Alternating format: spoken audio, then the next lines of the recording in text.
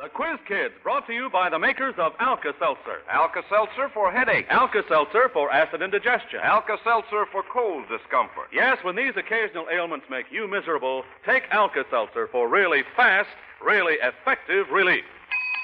That bell calls class to order, Quiz Kids, and here's your first question. Listen. Tom, Dick, and Harry were in the news lately. Do you know where and why? Now, there's a puzzler for you. What can you folks at home do with that question? Well, we'll soon see how the youngsters here in our classroom handle it. For here they are, the Quiz Kids, and the chief quizzer himself, Joe Kelly.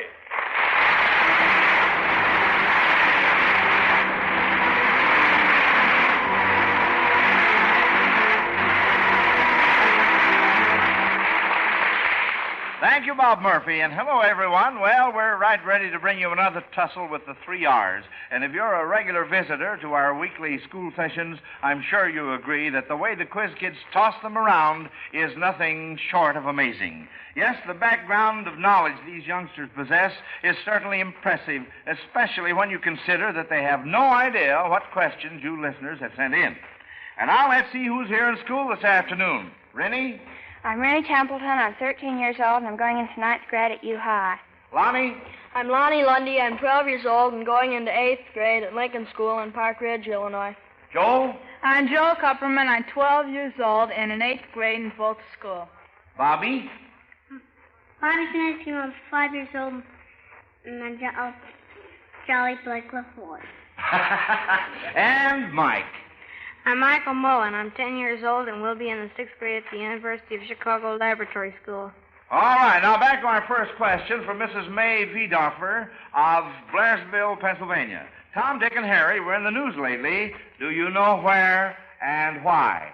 We have 4 hands up. Lonnie's hand was first. Lonnie? Oh, there's been several Tom, Dick, and Harrys in the news. There's Thomas E. Dewey and... Thomas Dewey, that's one. And Harry S. Truman. That's 2. Of course, those 2 are, of course, nominated by their respective parties for the presidency. Yes? But about the Dick, I'm not so sure. You're not sure about that. Well, let's see now. Do we have any hands left up? No, there's hands have all gone down. Well, we got 2 of them. We got Tom and Harry. Now, Joe? Well, would the Richard be Richard Evelyn Byrd? No. Oh, I'm sorry. That's wrong. The third one would be Richard B. Russell, senator from Georgia, who received 263 votes for our Democratic nominee. His name is Richard B. Russell, so the nickname would be Dick. So that would make up the Tom, Dick, and Harry. Well, we have to give Mrs. May Wiedoffer of Blairsville, Pennsylvania, credit for stumping you on that one, Quiz Kids, and a big Zenith radio phonograph combination, too. Now, this beautiful set, friends, has the new Cobra tone arm, automatic record changer, and 2 FM bands. It's always Alka-Seltzer's reward when the Quiz Kids miss your question. When they answer correctly, you also receive a radio, a Zenith Transoceanic Standard Shortwave portable set in a handy luggage case. Now, either Zenith is a radio you'll be proud to own. So send your questions along, friends. Send them to Quiz Kids, Chicago. Well, here we go with more questions. Now, this question from Melvin Todd of Chicago is concerned with strange names in familiar stories. Why were these characters called by these strange names? Now, try and get 2 out of 3. The first one, Mowgli. Mike. Mowgli was named because in Indian, Mowgli means little frog. That's right. And Mother Wolf named him that because he was bare and naked. He didn't have any hair like the wolf. Yes, that's right. He was named by the Mother Wolf. All right, now, how about Sir Beaumains? Mike again. He was in King Arthur by Thomas Mallory, and he was named because he had large and fair hands. And Beaumains... and Beaumains means fair hands. That's right, in French. So it does. And Flicka. How about Flicka? Mike? Flicka was named when Gus, the Swedish ranch hand, saw her galloping over the hill and exclaimed, look at that little Flicka. Ken asked, what does Flicka mean? And Gus said it's Swedish for little girl. Little girl. So Ken named the colt Flicka. That's right, because the colt was a little girl colt. Yes, sirree. Well, you gave me 3 out of 3. very good. Mrs. Ella Pierce of Hartford, Michigan says she wants to stump you quiz kids, and she thinks she has the question that will do it. And I'll tell you, she has really gone all out to make her question difficult. You are to identify a famous composition written for a string quartet, but you will hear it played on the piano.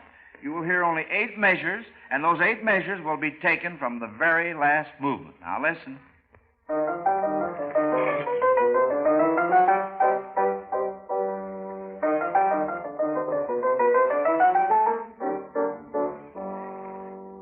Bobby?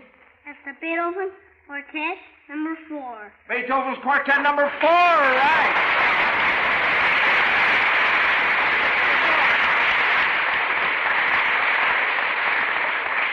Now then, you will hear a secondary theme of a concerto, and you have to answer by singing the main melody of the same concerto. And to make sure you're right, we'll have Jack Fascinato play the main theme after you sing it. All right, listen to this secondary theme and try to sing the main theme.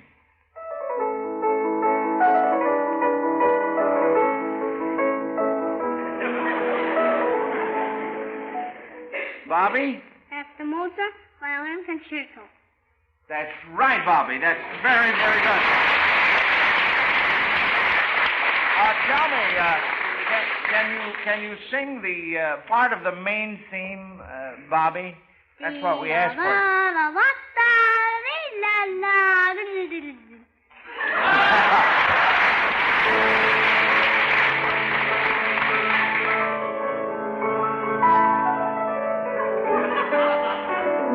By golly, that was it. Yes, sir.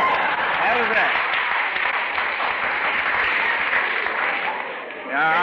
Jack managed to get that little in there on the end, too, just like Bobby did. Well, that was fine. That was just wonderful. Now then, I wonder if any of you quiz kids have figured the when's it question from the single clue given you at the close of the program last week. Remember, the clue was REVSUS. Mike?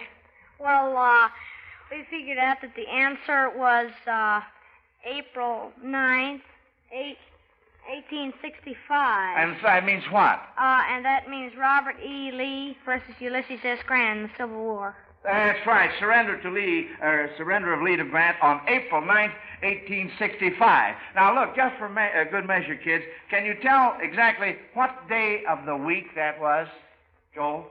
Well, now, let's see.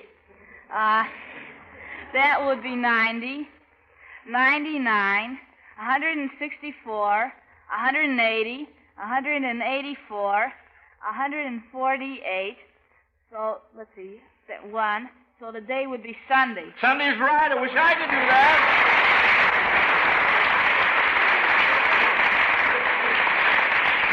Well, now, since we've cleared up the when's it question, our next problem is a why's it question from Donna Jerkins of Detroit, Michigan. After you guess the object from the following clues, you have to answer why's it, see? Now, here's the first clue, and you kids can go into a huddle for a minute to discuss your answer. Listen. The letters in mode, M-O-D-E, spell out a clue easy to see. Now, there you are. And while you're working on that, here's Bob Murphy. You know, friends, it's bad enough to get a headache any day, but it can seem worse when you have to try to bear the heat of a midsummer day besides. And if you also load up on cold food and drink, the result may be an acid stomach upset, too. So here's something to remember when you or when someone in your family has a headache or acid indigestion. Fix yourself a glass of sparkling Alka-Seltzer and help yourself to fast, welcome relief. See how pleasant Alka-Seltzer is to the taste and how effectively it can give relief from both these common ailments. Alka-Seltzer's pain-relieving analgesic, sodium acetylsalicylate, can make quick work of that headache, while its alkalizing properties help neutralize and reduce the excess gastric acidity of acid indigestion. So get yourself a package of Alka-Seltzer the next time you're in a drugstore. Or better yet, make it 2 packages and always keep an extra package handy. For an extra package on the side keeps the household well supplied. All right, children, now time to come out of your huddle, and let's hear your first guest. Who's the spokesman? Lonnie? All right, Lonnie. We don't have any really good guests. We'll say the Capitol building at Washington, D.C. No, that's wrong. Well, I'll tell you, we'll have more clues a little bit later on. So here we go with more questions. Now, this question is from John G. Woods of Los Angeles, California. If all the creatures on Earth held a convention and decided to award an orchid to the oldest, what creature would win it? Mike? Well, if the giant tortoise were there, she would probably get it, because at an average, giant tortoises live 150 years. That's right. But if the meeting was just of mammals, the whale would get it, because at an average, they live 75 years. That's right. The whale is next to the tortoise. That's very, very good, Mike, my boy. Now, what creature would be capable of traveling the farthest to attend the convention? Mike? The Arctic tern, because it travels over 20,000 miles every year and migrates from the North Pole to the South Pole and back. It certainly does. Covers a lot of territory, doesn't it, Mike? That's the answer for the second part. Well, say, we're just going along fine here. Now, this question from Burnett Cochran of Chicago is about the big railroad fair here in Chicago, kids, which shows the progress of transportation from the travoy to the conveyance called Car X. Now, the question is, what is a travoy and what is Car X? Mike? Well, a travoy is two sticks in the shape of a V that cross over a dog's or horse's back, and about halfway down they have a carrier or a rack to tie things on. Well, who used the travoy? The Indians. The Indians, that's right. Now, how about Car X? All right, Mike? And Car X is the trailer type car that is very round and short but wide.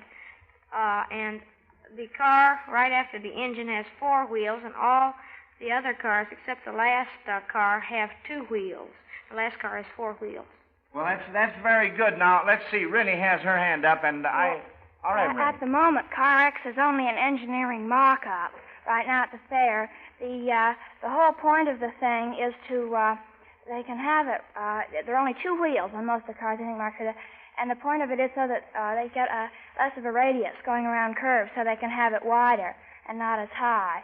And it's, I think it's a C&O, isn't it? That's right. Chesapeake and Ohio. It's called the Speedliner, or the newest model of railroad car. I wanted to bring that additional information out, if at all possible, and we were fortunate in being successful on that. Now then, here we go with our next question. Mac Frand of Cincinnati, Ohio, says he wants you quiz kids to count up to 3. But the way he wants you to do it is to mention an old proverb or saying that contains the word 1, then name another that contains the word 2, and finally another that gives us a 3. That's the way he wants you to do this. Who would like to start it off? Lonnie? Well, here's one that has 2 in it. A bird in the hand is worth 2 in the bush. That takes care of number 2. I could get one with 9 in it. Well, no. Yes, I could too. 1 and 3 we've got to establish now, and then we're all through this question. 1 and 3. Joel? That saying, I forget, 2 is something, 3 is a crowd. 2 is company, 3 is the crowd.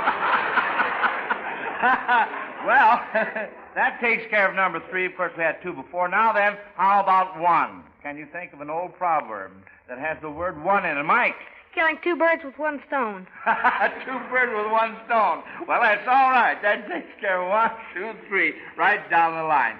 You know, with the presidential election coming closer and closer, Americans are becoming more and more interested in voting for their favorite candidate. Marie J. Waldner of Freeman, South Dakota asked, where in continental United States would the quiz kids advise an American citizen to establish his residence if he wanted his vote to count the most? Joel? Well, it'd be in Washington, D.C., because you don't have a vote. No, now, wait a minute. We said if he wanted his vote to count the most. Rennie? Well, that would be in Wyoming, because Wyoming has the least, or is it Wyoming still? I'm not sure. It has the least population. And so one vote affects it more. Well, now, wait just a minute. Rennie, you gave me the correct state there, one of the correct states. We want to clear this up a little further. Lonnie has his hand up. Well, Nevada has the fewest people. I know that. Well, Nevada is another state in the same category as Wyoming, of course. Joel? Well, maybe... Well, it'd be